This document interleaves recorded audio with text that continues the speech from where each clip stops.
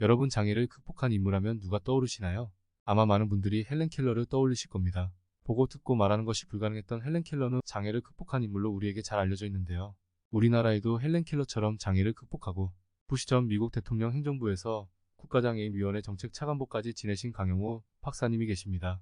강영호 박사님은 매우 불우한 어린 시절을 보내셨는데요.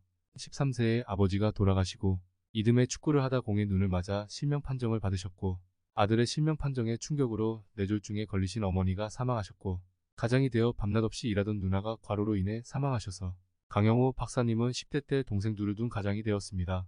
누나가 죽고 동생 둘을 끌어안고 밤낮 없이 울던 강영호 박사님은 신앙 덕분에 살아갈 의지와 소망을 가지실 수 있었고 공병호 박사님이 설립한 맹인부흥원에서 재활을 시작합니다. 그곳에서 강영호 박사님은 박사님께 맹인 판정을 내리셨던 구건술 박사님으로부터 장애를 극복한 사람들의 이야기를 들었던 것을 떠올립니다. 그중 중도 시각장애인으로서 영국의 에든버러 대학을 졸업하고 일본 시각장애 재활의 선구자가 된 이와시 다케오를 떠올리며 그를 롤모델로 삼습니다. 시각장애인으로서 대학에서 학생들을 가르치는 이와시 다케오를 생각하며 강영호 박사님은 한국의 이와시 다케오가 되겠다는 생각으로 공부를 시작합니다. 한글 타자와 한글 점자를 익혀 서울의 맹학교에 입학했지만 아직은 형편없던 점자 실력과 다른 이가 교과서와 노트를 읽어줘야 하는 불편함이 있었다고 합니다. 또 맹학교에서는 일반 학교에서 가르치지 않는 기초의학과 안마 과목을 가르치고 있어 2학년 때 중퇴했던 강영호 박사님은 1학년부터 다시 다녀야 했습니다. 병원 치료로 인해 늦어진 시간이 더 늦어져 버렸던 것입니다.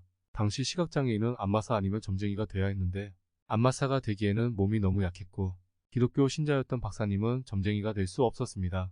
강영호 박사님은 오로지 한국의 이와시 다케오가 되겠다는 꿈으로 대입을 목표로 공부를 열심히 했습니다.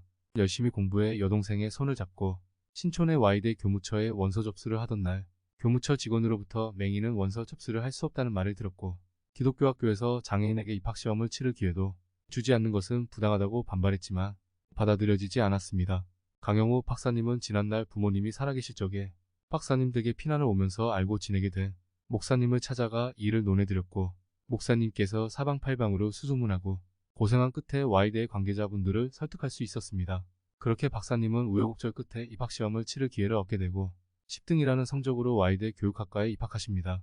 입학시험 당시 강영호 박사님은 헬렌 켈러는 장애를 3가지나 갖고도 해냈는데 한 가지밖에 없는 내가 못할 것도 없다고 자신있게 말했다고 합니다. 하지만 장애인에 대한 차별은 여전하였고 쪽팔리게 눈먼 장님하고 같이 앉아 공부해야 돼 등의 이야기를 들으셔야 했다고 합니다. 교수님 중 일부는 시각장애인이라고 성적을 매기지 않았다가 박사님이 항의해 다시 시험을 치른 일도 많았다고 합니다. 또 동아리 가입을 받아주지 않아 박사님은 스스로 동아리를 만들어 활동했고 적극적인 활동 덕분에 K대 Y대 체육대회 응원 국내 여행 등 다른 대학생들이 하던 것들을 똑같이 누릴 수 있었다고 합니다. 체육 과목의 교수님이 출석부에 강영호 박사님을 기재하지 않고 기존에 협의했던 평가 방식을 바꾸면서 약제점을 받는 일도 있었다고 합니다. 해당 교수님이 심할서를 쓰기 싫어 점수를 정정해 주시지 않았고 강영호 박사님은 이로 인해 차석으로 졸업하게 되었다고 합니다. 당시 신문에서는 의지의 맹인 학사 등으로 강영호 박사님의 이야기를 내보냈다고 합니다. 대학 졸업 후 강영호 박사님은 미국의 피츠버그 대학에 합격하고 로터리 장학생으로 선발되어 여권 수속을 위해 문교부를 찾습니다. 그런데 당시 문교부는 장애를 해외 유학의 결격 사유로 정하고 있었다고 합니다. 장애를 가진 사람은 해외여행을 할 수 없다는 조항에 강영호 박사님은 와이대 총장님을 찾아뵈었고 다른 지인분들의 도움으로 해당 조항을 바꿀 수 있었다고 합니다. 그렇게 여권 수속은 됐지만 신체검사에서 또 문제가 발생했습니다. 결핵 등의 병이 있는지 확인하는 검사였는데 의사가 해외여행에는 지장 없음이라고 진찰서 소견을 써줘야 했다고 합니다. 그런데 의사는 아니 지장이 있는데 지장이 없다고 어떻겠습니까? 눈이 안 보이는데 지장이 없다는 게 말이 안 되죠 라고 하였다고 합니다. 의사는 병적을 확인하는 검사에서 장애를 문제 삼은 것이었고 장애와 병을 혼동하고 있었습니다. 강영호 박사님은 재치를 발휘해 그러면 시각장애 외에는 아무 지장이 없음이라고 써달라고 했다고 합니다. 대학 졸업 후 결혼하신 강영호 박사님은 미국에 유학해 박사학위까지 마치고 한국에서 강사로 취직할 곳을 얻지 못해 미국에서 취직을 하셨고 이후 일리노이 대학교에서 교수직도 역임하시다가 부시 행정부의 정책차관보까지 하시게 되었다고 합니다.